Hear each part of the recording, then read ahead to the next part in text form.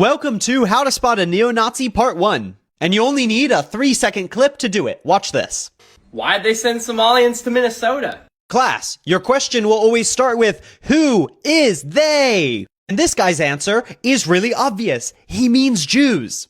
He won't say that very often, but if you go on his page, he is more blatant about it than other neo-Nazis. But better trained ones might use terms like globalists. They might hide behind anti-Zionism, which is not always anti-Semitism, but that's what this class is for. Other terms might blame the bankers, but they tend to stick with the they.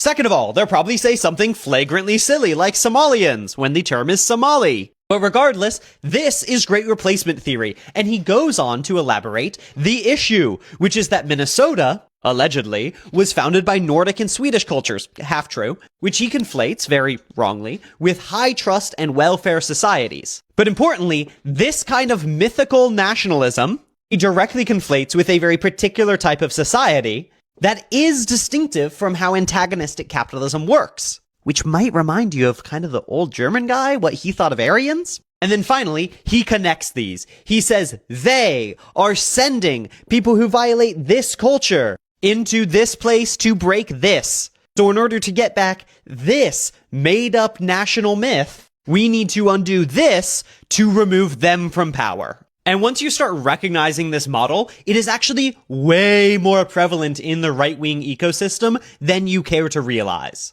And that is why I say that a lot of these bigotries are necessarily interconnected. They're not identical, right? The bigotry that they have against Somalis and the anti-Semitism they show are distinct. They operate in a different point in their theory, but they are fundamentally related. Similarly, they think homosexuality is being forced by this cabal. Transgenderism, the woke agenda. The way they antagonize and anthropomorphize that thing is with a mythological cabal, which they will grasp at any straws to make up, not because they are actually scared of it, but because it validates the worldview that they need to justify the bigotries that they already want and mobilize the people against those communities that actually helps the elites. And by the way, all of these positions are interchangeable, right? It doesn't have to be Somalis, it can be Haitians, it can be Mexicans, it can be Venezuelans. The mythological cabal doesn't have to be made up of Jewish people. For example, many Christian nationalists in America think it's Muslims, specifically this concept developing of communist jihadis. But it is still a backbone of the American neo-Nazi community, like the guy pictured, who think that it is Jewish people. So we need to be able to productively and accurately model out the opposition so we can respond to them correctly.